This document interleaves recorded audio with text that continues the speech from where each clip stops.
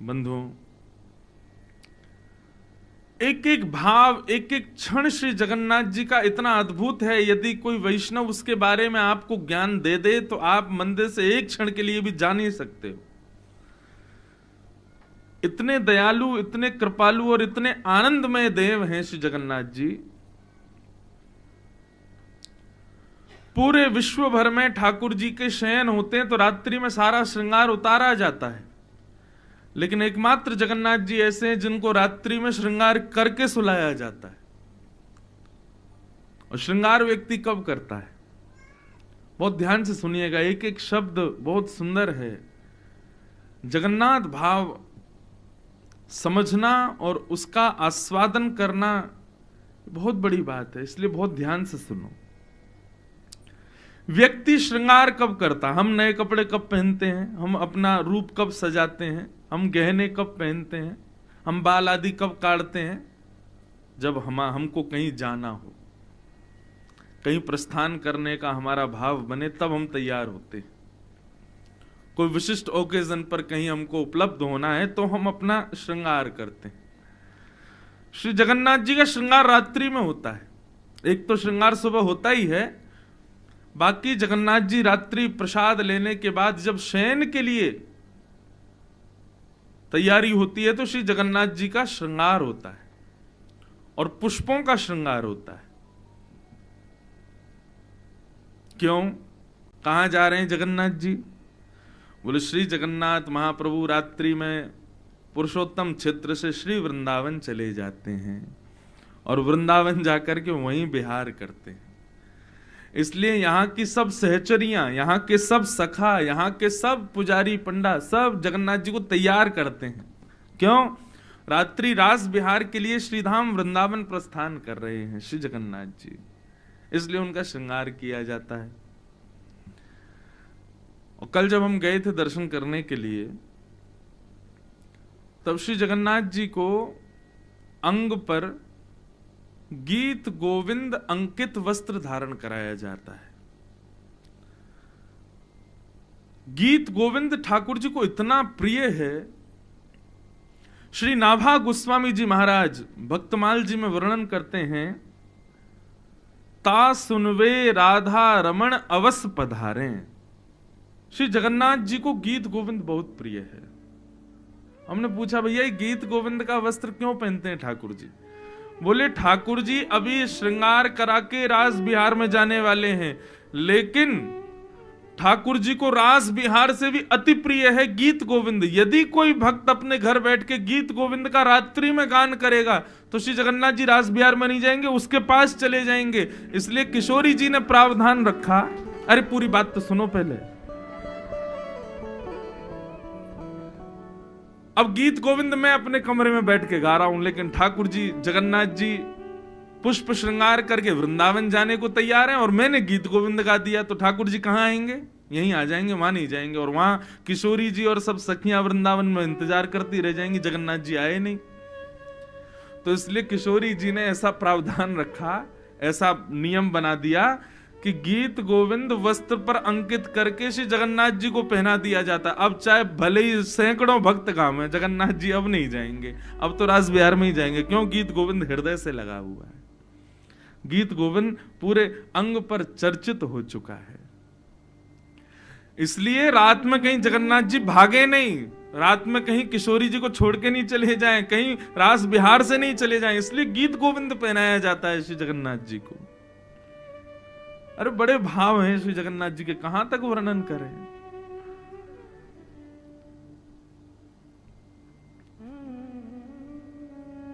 सब्जी बेचने वाला, उसकी बेटी को उसने गीत गोविंद याद करा दिया। अब वो गीत गोविंद का पाठ कब करती थी? जब बैंगन तोड़ने के लिए वन में जाती थी, अपने बगीचे में बैंगन तोड़ने जाती, तब गीत गोविंद गाती। जैसे ही वन में प्रवेश किया, बैंगन तोड़ रही थी, उस समय गीत गोविंद। गीत गोविंद क्या है बंधुओं? एक पूरा जयदेव महाप्रभु द्वारा रचित एक पूरा ग्रंथ है, जिसमें 8-8 पद, 8-8 अंतरों के पद हैं, अष्टपदियां। और वास्तव में गीत गोविंद क्या है? सब ब्रज लीला है। किशोरी जी के साथ में अंतरंग लीला जो ठाकुर जी की है, गीत गोविंद का प्रवचन नहीं हो सकता। कुछ कुछ भाव सुनाए जा सकते हैं, लेकिन संपूर्ण गीत गोविंद सुनाने की ना तो वक्ताओं में सामर्थ्य है, ना आप सुन सकते हो। क्यों? भगवान की बिल्कुल अंतरंग लीलाएं हैं उसमें। तो गीत गोविंद, वो एक सब्जी वाले की बेटी बैगन तोड़ते तोड़ते गीत गोविंद गा रही थी। जगन्नाथ जी उसके पीछे पहुंच गए मंदिर से। सुबह सुबह भोर की बात, सूर्य उदय से पहले, कपाट ही नहीं खुले थे जगन्नाथ जी के, और जहां जहां वो जाए जगन्नाथ जी उसके पीछे पीछे जाए। जैसे उसका बैगन तोड़ने का क्रम पूरा हुआ, गीत गोविंद भी पूरा हुआ और जगन्नाथ जी भी वापस आ गए। और यहां पुजारियों ने जैसे ही कपाट खुले, मंगला दर्शन, तो क्या देखा? जगन्नाथ जी के सबरे वस्त्र जो हैं फटे पड़े हैं, यहां से आंख वांख सब छिली पड़ी हैं, जगन्नाथ जी के कांटे कूटे लगे हुए हैं पूरे अंग पर। सब देख करके पुजारी तो ये क्या हो गया, ये क्या हो गया? सब लोग प्रणाम करने लगे, हे जगन्नाथ भगवान, ये क्या हुआ? कौन घुस गया मंदिर में? किसने ऐसे इस प्रकार से जगन्नाथ जी को कष्ट दिया? तब यहाँ के जो राजा हैं उनको तो संकेत करते हैं ना जगन्नाथ जी। आज भी कुछ भी होना हो, राजा से जाकर के श्री जगन्नाथ जी स्वयं राजा को संकेत करते हैं कि ऐसा नहीं ऐसा करो, ऐसा नहीं वैसा करो। सब पुजारियों ने जाके राजा से कहा, बोले आज जगन्नाथ जी के वस्त्र फटे हुए, उनके संग सब अंग प्रत्यंग छिले हुए, क्या हुआ? आप प्रार्थना करो ना जगन्नाथ जी से। राजा ने जाकर के जब पूछा तो श्री जगन्नाथ जी बोले मैं क्या करूं? मुझे गीत गोविंद इतना प्रिय है, कोई भी गाता है मैं तुरंत दौड़ा चला जाता हूं। एक जगन्नाथपुरी का एक फल बेचने वाला है, उसकी बेटी वन में बैठ करके बैंगन तोड़ते तोड़ते गीत गोविंद गा रही थी, मुझसे रुका नहीं गया। ये बलदाऊ सुभद्रा तो खूब रोक रहे थे मुझको, लेकिन मैं दौड़ के पहुंच ही गया। अब वो जहां जहां जा रही थी, मैं बिना विचार किए उसके पीछे पीछे झाड़ियों में, कांटों में, सब जगह प्रवेश करता गया, और मेरा सारा अंग जो है वो अस्त व्यस्त हो गया, कांटे कूटे लग गए। लेकिन मुझे तो गीत गोविंद सुनने में इतना सुख मिला कि मुझे कांटे लगे, वस्त्र फटे, इनका कोई मालूम नहीं चला। मुझे गीत गोविंद बहुत प्रिय है। ये सुनकर के राजा के नेत्र सजल हो गए। तुरंत उस फल बेचने वाले के पुत्री को बुलाया, जल से अभिषेक किया, उसको शुद्ध किया, और श्री जगन्नाथ जी के गर्भगृह में उसको बिठाया। वो बोले, कहा बिटिया, जो गीत गोविंद तुम सुबह सुबह रोज गाती हो, अब गा के सुनाओ। तब उसने गीत गोविंद गाया। और गीत गोविंद की ऐसी स्थिति कि यहां तो वो नृत्य करे और सामने ब्रह्मवेदी पर श्री जगन्नाथ जी उछल उछल करके नाचे, और सारे पंडा पुजारी सब दर्शन कर रहे हैं। जगन्नाथ जी मचल रहे हैं, आनंदित हो रहे हैं उसके भाव को सुन करके। धीर समीरे, गीत गोविंद का एक पद, धीर समीरे यमुना तीरे बसती बने करयुगशील बिहारी। नाम समेतम कृत संकेतम वादयते मृदवेणुम् बहुमनुते संगत पवन चलित मपिरेणुम् धीर समीरे यमुना तीरे बसत बने वनमाली। पतति पतत्रे विचलति पत्रे शंकित भवदुपयान रचयति शयनम् सचकितनयनम् पश्यति तव पन्थानम्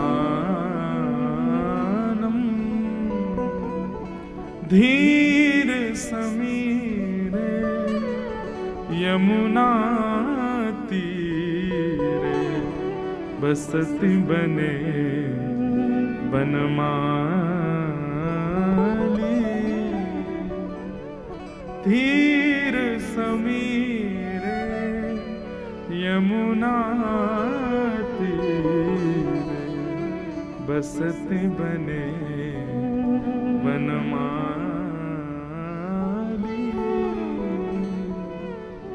श्री जगन्नाथ महाप्रभु की गीत गोविंद बहुत प्रिय है। गीत गोविंद का कोई भी एक पद याद कर लो बंधु। मैं तो कल भी निवेदन कर रहा था आपसे, और 7 दिन तक नित्य रात्रि में जब जाओ जगन्नाथ प्रभु के पास, आज भी श्री जगन्नाथ महाप्रभु रात में बिना गीत गोविंद सुने ओढ़ते भी हैं, पहनते भी हैं, और फिर रात्रि में उनको लोरी के रूप में गीत गोविंद ही सुनाते हैं, सब पुजारी खड़े होके, तभी सोते हैं बिना गीत। कितना प्रिय है गीत गोविंद। इसलिए बंधुओं कोई भी एक अष्टपदी याद कर लीजिए। इन 7 दिनों में पुरुषोत्तम मास की ये कथा सफल हो जाए यदि हमको एक अष्टपदी भी याद हो जाए और हम नित्य श्री जगन्नाथ जी को सुना दें। हमसे प्रिय फिर कोई नहीं जगन्नाथ जी को। एक मुस्लिम था मौलवी, उसका एक मित्र था कोई वैष्णव, दोनों कहीं मित्र बन गए होंगे। अब दोनों में कभी कभी धर्म चर्चा होती थी, एक दूसरे के धर्म को लेकर के, पंथों को लेकर के बात होती थी। तो एक दिन उस मौलवी ने अपने वैष्णव उस मित्र से कहा, बोले एक बात बताओ, तुम्हारे यहां कोई मंत्र है, ऐसा कोई श्लोक है या कुछ ऐसा है जिससे तुम्हारा खुदा साक्षात मुझे दिख जाए? तो उन्होंने गीत गोविंद उसको प्रदान कर दिया। बोले लो इसका पाठ करना शुरू कर दो, तुमको हमारे ठाकुर जी दिख जाएंगे।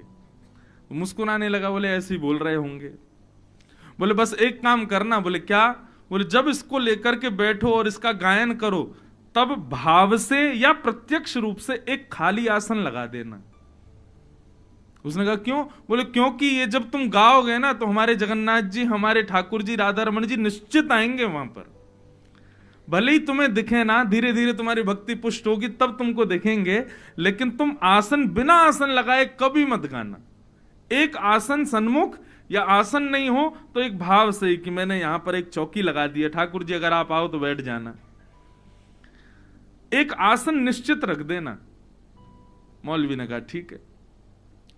अब वो रोज गाते और रोज एक आसन लगाते। इसी प्रकार अलग अलग अष्टपदियां गाते। धीर समीरे यमुना तीरे बसती बने बनमाली। थे तो वो मौलवी, लेकिन संस्कृत आती थी। प्राचीन भारत में सबको संस्कृत आती थी।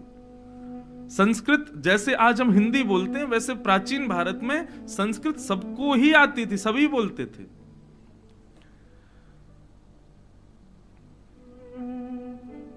तो ऐसे वो रख करके गाते थे रोज। उनको ठाकुर जी दिखे तो कभी नहीं, लेकिन वो फिर भी उनका नियम जैसा बन गया, वो रोज गीत गोविंद का पाठ करने लगे। एक दिन वो कहीं उनको जाना था, बड़ा विलंब हो गया, और विलंब होने की वजह से वो गीत गोविंद का पाठ नहीं कर पाए। तो जैसे ही घोड़े पर बैठे कहीं जाने के लिए, तो चाबुक दे करके घोड़ा चलने लगा। मन में विचार करने लगे, आज तो मैंने गीत गोविंद का पाठ ही नहीं किया है, अब क्या मेरा नियम थोड़ी है, और हमारे लिए जरूरी भी नहीं, हम हिंदू हों तो करें रोज। लेकिन फिर भी मन में आया कि भाई जब नियम ले रखा है तो करना चाहिए। तो उन्होंने कहा ठीक है कोई बात नहीं, आज हम अपने घर पे नहीं कर पाए, घोड़ा पे बैठे बैठे ही कर देते हैं। और घोड़ा चल रहा था, घोड़े की नाल के धुन पे ही उन्होंने गीत गोविंद गाना शुरू किया। और जैसे ही गीत गोविंद गाया, आसन तो रखा नहीं ठाकुर जी का, गीत गोविंद गाते गाते तभी क्या देखते हैं, एक नन्हा सा नीला नीला नीलमणि जैसा बालक वो उल्टा घोड़े के पीछे दौड़ रहा है, दोनों भुजाएं ऊपर करके, और वो साक्षात श्री राधा रमन लाल जी ही थे। वो घोड़े के आगे आगे दौड़ रहे थे गीत गोविंद सुनते हुए। जैसी परम सुंदर बालक का दर्शन किया, अपना घोड़ा रोका और जब देखा, बोले अरे बालक, तुम ऐसे उल्टे दौड़ रहे हो, इतनी गति से उल्टे दौड़ रहे हो, कौन हो? बोले क्या करें, दौड़े नहीं तो क्या करें, तुमने आसन ही नहीं लगाया आज हमारा। और ऐसा कहकर के वो अंतर ध्यान हो गए। तब से वो उसी भाव में उन्मुक्त हो गया, दौड़ करके अपने वैष्णव के पास गया। बोले आज मैंने तुम्हारे ठाकुर को देखा। और जब उन्होंने पूरा वृत्तांत बताया तो वैष्णव भी रोने लगे, हृदय से लगा लिया। बोले जय हो, गीत गोविंद की जय हो, जिसको सुनने के लिए ठाकुर जी इतने उतावले रहते। इसलिए भैया इस कथा का साफल्य हो जाए यदि एक अष्टपदी भी हमको याद हो जाए, और रोज उसको पुष्ट करो, रोज उसको सिद्ध करो, जगन्नाथ जी को जाकर के सुनाओ। और फिर नित्य जब यहां से लौट के अपने घर जाएं तो एक नवीन आसन रोज अपने सन्मुख पधराओ, और उस आसन पर ऐसा भाव रखो, हे लाल जी पधारो, और फिर गीत गोविंद का पाठ करो। हम आपको प्रमाणित रूप से कह रहे हैं, निश्चित किसी ना किसी दिन अनुभव तो जगन्नाथ जी का निश्चित होगा कि वो पधारे, आए हैं, सुन रहे हैं। इतना प्रिय है ये भाव। ऐसे महाप्रभु श्री जगन्नाथ जी को हम प्रणाम करते हैं, उनको बारंबार वंदन करते हैं।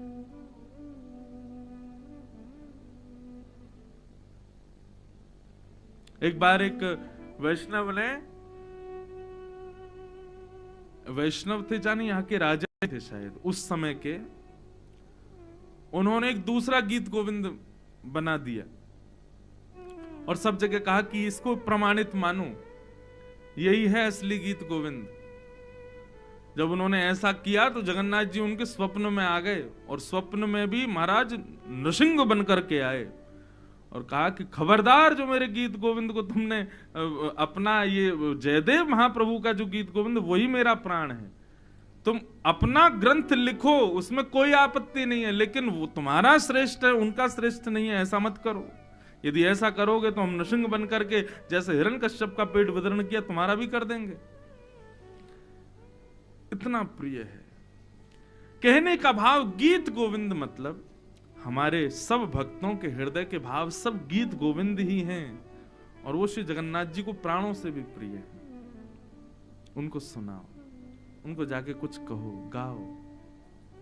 मंदिर में जाकर के निर्लज्ज हो जाओ। कौन अगल बगल वाले क्या सोचेंगे, आगे पीछे वाले क्या कहेंगे, कुछ मत विचार करो। एक कोने में बैठ जाओ, और सबसे बढ़िया समय है रात्रि में जाओ 9-10 बजे, उस समय थोड़ी भीड़ कम रहती है। और मंदिर में भीतर जगह ना मिले तो बाहर पूरा प्रांगण है, सब जगह जगन्नाथ जी हैं। हम तो कह रहे हैं भुवनेश्वर तक जगन्नाथपुरी ही है, कहीं बैठ जाओ। और मंदिर में ज्यादा भीड़ लगे समुद्र किनारे बैठ जाओ, वहां बैठ करके कुछ गाओ, कुछ सुनाओ, जगन्नाथ जी को हृदय से पुकारो।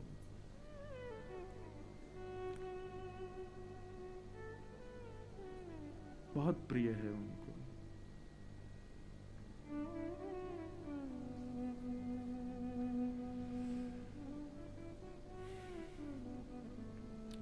श्री जगन्नाथ महाप्रभु की जय।